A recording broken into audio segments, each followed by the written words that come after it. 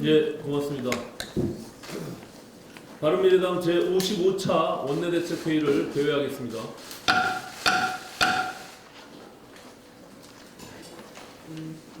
조국 법무부 장관 후보자 관련해서 한 말씀 드리겠습니다. 조국 법무부 장관과 그 가족을 둘러싼 비리 의혹이 말 그대로 끝도 없이 펼쳐지고 있습니다. 위장 소송, 위장 매매, 위장 이혼, 위장 투자까지 차마 입에 담기도 민망스러운 저질스러운 추문들이 마치 고구마 줄기처럼 파도 계속해서 딸려 나오고 있는 상황입니다. 관련 의혹들에 대해서 조국 후보자는 법적으로 문제가 없다는 이런 뻔뻔스러운 대답만 반복하고 있습니다. 법적으로만 문제가 없다면 다인 것입니까? 정치적, 도의적 책임이라는 것도 있는 것입니다. 이런 천박한 수준의 윤리적 감수성을 가진 인물이 민정수석을 했기 때문에 바로 문재인 정부의 인사가 참사를 넘어 망사로 흐르게 됐던 것입니다. 더구나 현재 제기되고 있는 의혹들 중에는 조세포탈 혐의 등 추후 법적으로 책임을 물어야 하는 사안들도 있습니다. 따라서 조국 후보자의 법적으로 문제가 없다는 말은 의혹이 있어도 수사하지 말라는 가이드라인이 되는 것이기에 몹시 부적절한 것입니다. 조국 후보자 가족이 거액을 투자한 사모펀드의 실질적인 운영자가 조 후보자의 오촌 동생이라며 해당 펀드는 가족 펀드였다는 의혹이 추가로 제기됐습니다. 조 후보자 측은 실소유자는 따로 있고 오촌 동생에게 단지 투자 권유만 받았을 뿐이라고 이런 주장을 하지만 이 말은 곧이곧대로 믿는 국민이 없다는 것이 문제입니다. 대체 어떤 경위로 가진 재산보다 많은 투자 금액을 약정하고 20대인 자녀들까지 동원해서 특정 사모펀드에 올인을 하듯이 투자를 하게 됐는지, 그리고 해당 펀드는 대체 조국 후보자의 돈을 대체 어디에 투자를 한 것인지 관련 의혹이 낱낱이 해명돼야 합니다. 조국 후보자가 투자 당시 민정수석이었다는 점에서 공직자윤리법 위반, 직권남용 등 형사소추의 사안이 될 수도 있다는 점에서 결코 이 문제는 허투루 넘어갈 일이 아닙니다. 조국 후보자 가족의 위장 소송, 위장 이혼, 위장 매매 의혹 등도 심각한 사안이지만 조국 후보자 자녀의 문제는 평소 도덕분자로 행사하며 온갖 국정 현황에 끼어들어서 감나라 대추나라 했던 조국 후보자의 기본적인 인격을 의심케 하는 사안이 아닐 수 없습니다. 조국 후보자는 과거 특목고와 자사고를 두고 특권 교육이라며 비판의 목소리를 높여왔습니다. 그런데 정작 조 후보자의 본인은 자신의 딸을 외국어 고등학교에 입학시켰습니다. 바로 그 딸이 이번에 문제가 되고 있는 두 차례 유급에도 불구하고 3년에 걸쳐 1,200만 원 상당의 황제 장학금을 받았다는 비판을 받고 있는 것입니다. 우린 조국 후보자가 2012년 4월 15일 밤 한 일을 알고 있습니다. 낄 때 안 낄 때 안 가리고 그렇게 좋아했던 페북글과 트윗이 과거 흔적을 고스란히 간직하고 있기 때문입니다. 장학금 지급 기준을 성적 중심에서 경제 상태 중심으로 옮겨야 한다는 트윗이 이젠 자신에게 부메랑이 되어 돌아오는데, 후보자 따님의 장학금 지급 기준은 도대체 성적 때문입니까? 아니면 경제 상태 때문입니까? 국가대표 오지라퍼를 넘어서 세계 챔피언급 내로남불러라고 하지 않을 수 없습니다. 법무부 장관은 그 어떤 국무위원보다도 도덕성이 중시되는 자리입니다. 국가 사법체계를 관장하고 검찰에 대한 지휘권을 행사해야 하는 자리입니다. 조국 후보자 같은 비리 종합 선물 세트 같은 내로남불이 체질화된 위선적인 인물이 법무부 장관을 맡는다면 누가 이 나라의 법무 행정을 신뢰할 수 있겠습니까? 문재인 대통령께 말씀드립니다. 문 대통령의 조국 사랑이 남다르다는 것은 온 국민이 다 아는 사실이지만 이쯤에서 냉정을 되찾아 주시기 바랍니다. 조국 후보자에 대한 법무부 장관 지명을 철회해 주시기 바랍니다. 여기서 더 조 후보자를 감싸고 돈다면 문재인 정부 자체의 도덕성과 신뢰성에 치명상을 입게 될 것입니다. 조국 후보자에게도 말씀드립니다. 법적으로 문제가 있는지 없는지는 법무부 장관실이 아니라 서초동 법원에 가서 따지기 바랍니다. 더 이상 얄팍한 논리로 국민을 속이려 하지 말고 자진 사퇴하기 바랍니다. 그것이 조우거제를 아끼고 감싸왔던 대통령에 대한 의리를 지키는 길이라는 것을 명심하시기 바랍니다. 정책위의장 최일입니다. 지난 6월부터 아침 회의 자리를 빌려서 시행령 등 하위 규정 개선 과제를 지속적으로 제시해 왔습니다. 국회를 탓하기 전에 정부가 스스로 할 수 있는 일을 찾아서 하라는 취지였습니다. 어제 언론 보도에 따르면 김상조 정책실장이 8월 말에 재벌 개혁과 관련해 매우 중요한 조치들이 나올 것이다 라고 예고했습니다. 구체적인 내용은 정부 발표를 봐야겠지만 우선 공정경제 정책 추진에 보다 적극적으로 나선다는 방향성에 대해서는 환영의 뜻을 밝힙니다. 그리고 정부의 엄정한 법 집행 못지않게 확실하고 강력한 변화를 만들어낼 수 있는 것이 시행령의 숫자 하나, 별표 하나, 서식 한 칸 등의 하위 규정의 변화라는 것을 명심하시기 바랍니다. 이런 점에서 8월 말 정부에서 발표할 정책 과제에 하위 규정 개선이 반드시 포함되기를 기대합니다. 참고로 제가 지금까지 제안한 공정경제 관련 시행령 등의 개선 과제가 15건 정도 되었고 다음 주에 관련 과제를 총 결산하는 차원에서 소관 부처들과의 간담회를 열 예정입니다.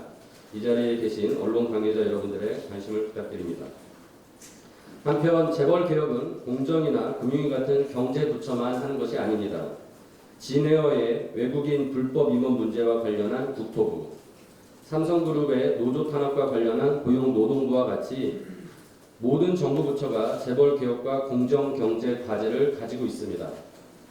이번 재벌개혁 관련된 정부 발표를 계기로 정부의 모든 부처는 공정경제 관련 국정과제 추진 현황을 점검하고 미진한 부분은 정책 과제 리스트를 만들어 보다 적극적으로 추진하기 바랍니다. 끝으로 김상조 실장이 어려워진 서민의 생활을 진작하기 위해 단기 거시 정책을 펴는 것이지 개혁 후퇴가 아니다. 사회 서비스에 돈을 넣으면 잘하는 거고 SOC에 돈을 넣으면 잘못이냐라고 항변을 했는데 SOC에 돈을 넣는 것 그 자체가 잘못은 아닙니다. 그런데 이번 추경에서와 같이 본 예산이 집행되지도 않은 SOC 사업에다 빚까지 내면서 예산을 책정하는 것은 잘못이라는 것을 지금까지 지적해 왔습니다. 우리 당은 세금이 그렇게 허투루 쓰이는 것을 철저히 감시하고 막을 것입니다. 우선 이번 결산 심사부터 세금은 문자 그대로 국민의 피 같은 돈이라는 자세로 임하도록 하겠습니다. 이상입니다.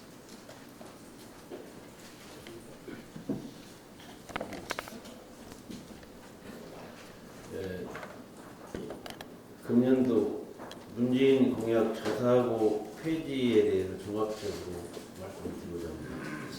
지금까지 자사고 폐지 학교들이 수없이 늘어났는데 결국 거기에 대한 소송을 건 학교들이 8개 학교가 소송을 걸고 있습니다. 다행히 유일하게 교육부의 동의권을 발동해서 부동의 처리된 게 상산고등학교가 7월 26일째. 우리 바른미래당이 당 대표를 비롯해서 당 차원에서 줄기차게 그 상산고에 대한 부동의 요구를 했는 이유가 형평성과 법령 위반에 대해서 강력하게 요구를 했고 마지막에는 국회의원 151명의 동의를 받아서 부동의 요구서를 해서 관철을 했습니다. 놀라운 것은 그 이후의 일입니다. 지금 한 24일이 지났는데 거기에 그렇게 상산고의 학부형 학생 그리고 교사들의 피눈물을 흘리게 했던 교육감이 최소한의 사과를 요구를 했지만 사과는커녕 다시 교육부를 상대로 대부분의 소송을 냈습니다. 공교롭게도 7월 26일에 부동의 결정이 났는데 7월 25일 인사비리를 통해서 1,000만 원의 벌금을 대법원에서 판결하는 범법자가 됐습니다. 그럼에도 불구하고 단 한마디 사과도 없습니다. 그래서 그 내용을 조금만 좀 더 들어가 보니까 그 저번에 그 교육부 상임위에서 그 상상고를 그 입시기관 또는 뭐 의대사관학교 해서 360명에서 275명이 의대에 들어간다고 그렇게 가짜 뉴스를 발표하고 계속 그 귀족학교를 호도해놓고도 사실로 보니까 의대에 들어간, 치대에 들어간 게 불과 48명, 재수 3세 합쳐도 119명이었어요. 그렇게 해놓고도 자기 아들은 또 이미 결혼 나왔지만은 입시기관 3개월에 1,000만 원 이상 들어가는 입시기관을 통해서 케임브리지 대학을 가놓고도 단 한마디 말 없이 당당하기만 합니다. 그래서 지금 그동안에 도대체 이분이 어떻게 해서 삼선이 되고 또 어떻게 해서 시도 교육감 협의회장까지 하는 나라가 그런 사람을 이 나라가 인정하고 있는지 도대체 대한민국이 어떻게 교육이 이렇게 돌아가는가 이해할 수가 없습니다. 또 한 번 더 들어가 보니까 교육감이 관장하는 중학교 관리는 2013년에서 16년까지 4년 동안 보니까 전라북도가 제일 꼴찌입니다. 꼴찌를 했는데 삼선이 됐어요. 도대체 이해할 수 없는 일들이 너무 많이 일어나고 있기 때문에 대한민국 교육이 지금 어디로 가는지 다시 한번 심층적으로 분석해 볼 필요가 있다. 이렇게 생각하고 있습니다. 도민들의 투표로 선택된 교육감은 위임된 권한만큼 책임과 의무를 져야 합니다. 교육부로부터 재량권 일탈 권한 남용으로 위법 판정을 받았고 대부분 1천만 원 벌금형으로 범법자가 되었고 도덕수당이 땅에 떨어져 교육감으로부터 자격이 없습니다. 그리고 지금 현재 전국의 교육 원로들이 그 주민 소환에 의한 사퇴를 퇴진운동을 지금 펼칠 그런 준비가 되어 있는 것 같습니다. 다시 한번 강조해서 말씀드립니다. 그 후한 무치한 김동완 교육감은 지금 사퇴해야 합니다. 아니면 재신임을 받아야 합니다. 그렇지 않으면 이번 국정감사에서 이런 내용을 총괄해서 국정감사를 통해서 낱낱이 그 진상을 파헤칠 수 있도록 해서 교육이 재정상화 될 수 있도록 할 것입니다.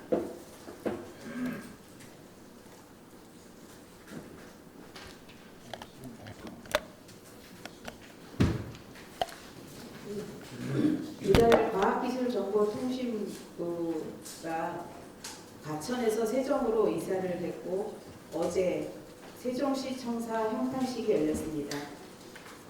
과학기술정보통신부의 세종시 이전을 진심으로 환영합니다. 이와 관련해서 저는 2016년 국회 등원 직후에 정부로 하여금 과학기술정보통신부 세종시 이전 계획을 수립하도록 행복도시법 개정안을 발의했던 적도 있습니다. 과학기술정보통신부의 세종청사 이전은 제4차 산업혁명 시대에 과학기술에 대한 중요성을 보다 더 엄중하게 인식하고 향후 미래 100년의 대한민국 신성장 동력을 찾아가기 위한 첫걸음이라고 그 의미를 부여하고 싶습니다. 과학기술정보통신부는 인근 대전 유성에 위치한 20여 개의 출연 연구기관과 다수의 기업 연구소가 집적된 대덕 연구개발 특구단지를 세계적인 과학특구 단지로 육성하고 또 대전과 세종, 청주를 잇는 국제과학 비즈니스 벨트를 중심으로 세계의 과학의 메카, 신성장 동력의 구심점을 만들어주는 역할을 수행해야 할 것입니다. 특히 정부의 부처 이전이 세종시만 발전하고 주변 발전은 오히려 가로막는 블랙홀이라는 지적이 있었던 만큼 이번에 과학기술정보통신부의 세종 이전은 인근 대전과 충청남도, 충청북도가 함께 상생 발전할 수 있는 계기가 될 수 있도록 해야 할 것입니다. 이번에 과학기술부 이에 청사 이전을 성공적으로 마무리해준 과기부 직원들 그리고 유영민 장관에 대해서 감사의 말씀을 전합니다. 다시 한번 과학기술정보통신부의 세종청사 시대를 환영하고 발전을 기원합니다. 이상입니다.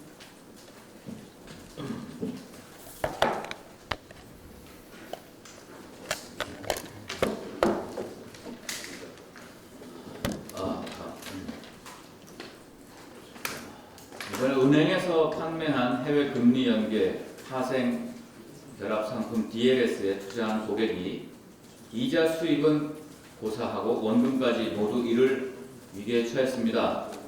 하나은행, 우리은행이 판매한 것이 전체의 96%를 차지합니다. 우리은행 상품에 투자한 고객은 원금의 95%, 하나은행에 투자한 사람은 원금의 56%를 손해보게 됐습니다. 개인 투자자 3,654명이 7,326억 원을 투자해서 전체 판매 8,224억의 89.1%를 차지해서 큰 피해를 보게 된 것입니다. 이는 고객의 자산을 안전하게 관리할 은행이 오히려 고객의 손실은 내버려 두고 자신들은 이득만 챙기는 아주 못된 짓을 한 것입니다. 완전한 불완전 판매에 해당합니다. 이번 DLS 사태를 보면서 다음과 같은 문제를 지적하고자 합니다. 첫째, 과연 은행에서 원금을 전부 날릴 수 있는 파생 상품을 파는 것이 타당한 것인가 하는 것에 대한 의문점입니다. 일반 고객들은 은행에서 판매하는 상품은 안전한 것으로 인식하고 있습니다. 따라서 은행에서 파생 상품을 판매한 것은 투자자를 기망한 것에 해당할 수 있습니다. 두 번째, 이번에 발생한 금융 참사는 은행의 탐욕적 이윤 추구가 불러온 것입니다. 투자자들은 원금을 모두 잃을 수 있는 리스크를 감당하면서 파생 상품에 투자해 고작 1% 내외의 추가 수익을 더 얻는 데 불과한 반면에 은행은 아무런 리스크도 감당하지 않고 판매 수수료만 1% 수익을 얻습니다. 세 번째, 불완전 판매에 해당하는 문제입니다. 제 방에서 받은 제보에 따르면 첫 번째, 하나은행에서 금리 연계 리자드 전문 투자형 사모증권, 즉 이번에 사고한 파생 상품입니다. 이것을 권유하길래 고객이 보수적이고 안전한 상품에 투자하고 싶다라고 말했음에도 불구하고 이 상품을 권유했다고 합니다.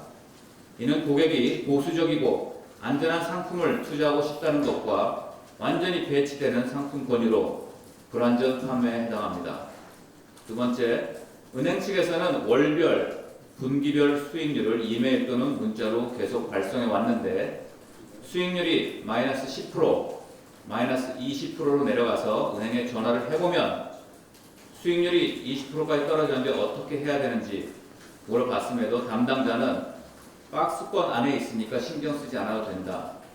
즉 마이너스 40%까지는 원금과 수익이 보장된다라는 식으로 답변을 했다는 것입니다. 그러면서 향후에 금리가 올라갈 수 있어서 괜찮다라고 말하면서 판매 기회까지 놓치게 해서 큰 손실을 보게 되었다는 것입니다. 세 번째, 예를 들면 수익률이 마이너스 50%다라고 표현을 한 것이 있습니다. 고객들은 내가 받을 수익의 50%, 마이너스 50%만 손실을 본 것으로 착각하게 설명을 했습니다.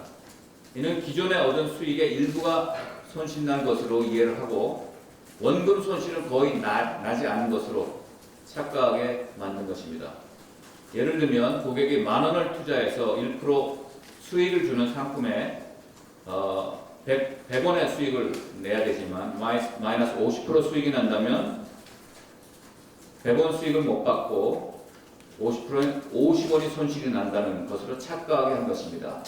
사실상 반 손실인 5,000원 손실이 난 것에 해당하는 것입니다.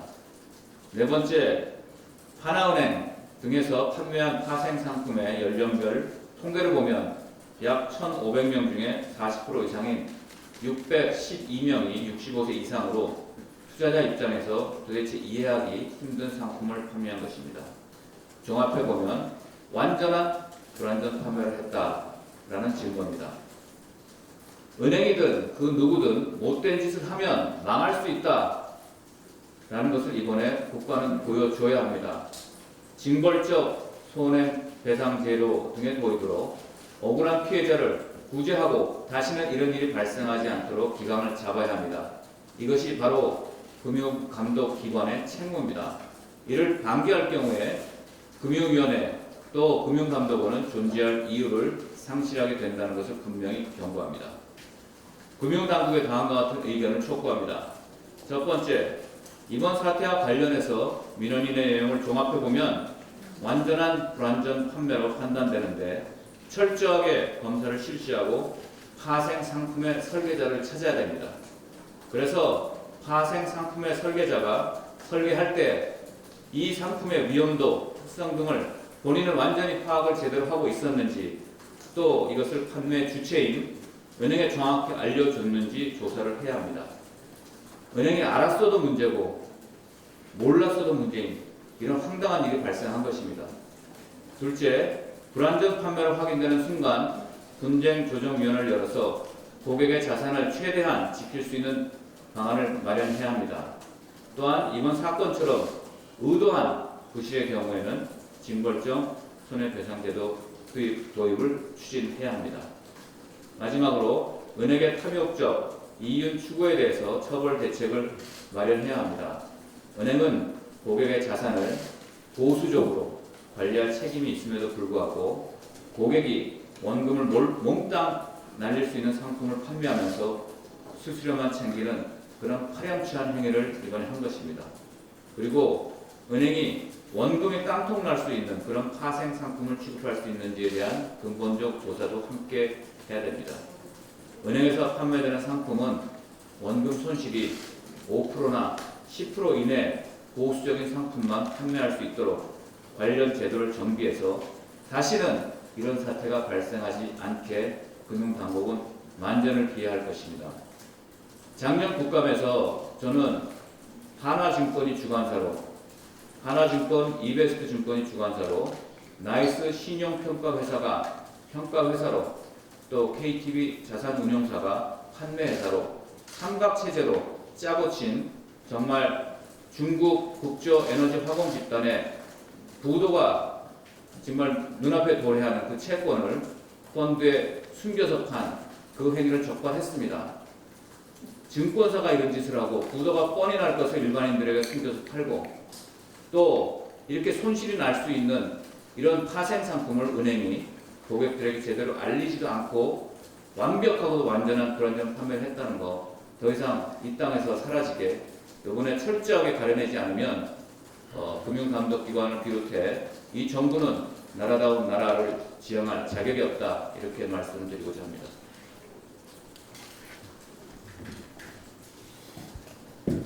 예, 조국 후보자 관련해서 두 가지만 말씀드리겠습니다. 먼저 윤석열 검찰총장은 최순실 일가 비리 수사하듯 조국 일가의 비리를 성역 없이 수사해야 합니다.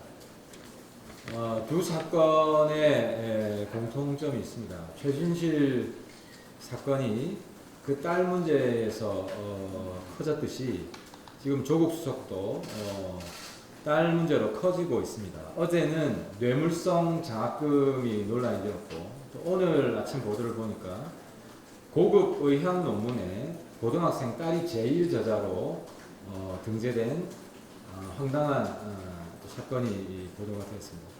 또 최순실에게는 미르재단이 있었다면 조국 후보자에게는 웅동재단이 있습니다. 웅동재단이 중심이 되어서 국세를 탈루하고 국가 채무를 회피한 정황이 구체적으로 드러나고 있습니다.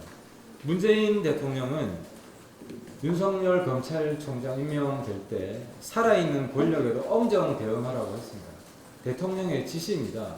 지금 조국 후보자 일가는 딸 문제, 웅동재단 문제뿐만 아니라 국가에 갚아야 될 돈을 고의로 회피한 정황들이 아주 구체적으로 드러나고 있고, 굉장히 반윤리적인 방법으로 회피했다는 증거들이 드러나고 있습니다. 이런 상황에서 문 대통령의 언급대로 살아있는 권력인 조국 후보자 일가에게도 엄정 대응할 것을 윤석열 총장에게 다시 한번 촉구를 합니다. 국세청에 대해서도 한 말씀 드리겠습니다. 국세청은 조국 일가의 불법 증여, 세금 탈루 의혹에 대해서 낱낱이 조사하고 세금 징수에 즉각 나서야 합니다. 어제 조국 후보자가 증여세 문제를 해결하지 않고 동생 전처에게 증여를 했다는 사실이 확인이 되었습니다. 그리고 증여세를 내겠다고 한 입장 발표도 있습니다. 근데 증여세 미납이 이것뿐만이 아닙니다. 저희 의원실에서 의혹을 받고 있는 것까지 다 합해서 계산을 해보니까 대략 3억 5천 정도의 증여세 탈루 의혹이 있습니다. 그 구체적인 내용을 보면 해운대에 있는 빌라 2억 7천에 대한 증여세, 그리고 또 지금 살고 있는 그 경남 성경 아파트도 본인 돈이 아니라 증여받은 돈이다 하는 의혹이 제기되고 있습니다. 그래서 이게 만약 증여받았다 그러면 이것도 3억 9천. 그뿐만 아니라 10억 채권을 그 동생 전처가 양도받았다고 했는데 이 10억 채권도 증여세를 내야 되는 것으로 확인이 되었습니다. 그래서 이 또 채권 증여세를 안 낼 경우에는 미신고 가산금이 있고 지연 이자도 함께 부과를 해야 되는데요. 요 세 가지를 합산하면 3억 5천 정도의 증여세가 발생합니다. 더 정확한 증여세 금액은 국세청이 조사하면 바로 알 수 있을 것입니다. 이뿐만이 아닐 것입니다. 멀쩡한 회사의 대표가 조국 동생에서 동생 전처로 이름이 바뀌었습니다. 여기에 대해서도 세금이 부과되어야 된다고 합니다. 그래서 이 모든 세금 탈루 문제에 대해서 국세청은 즉각 조사하고 그리고 고의로 세금을 탈루했다는 증거가 발견되면 그 관련자들, 조국 일가의 그 관련자들에 대해서 즉각 형사고발 조치도 취할 것을 촉구드립니다.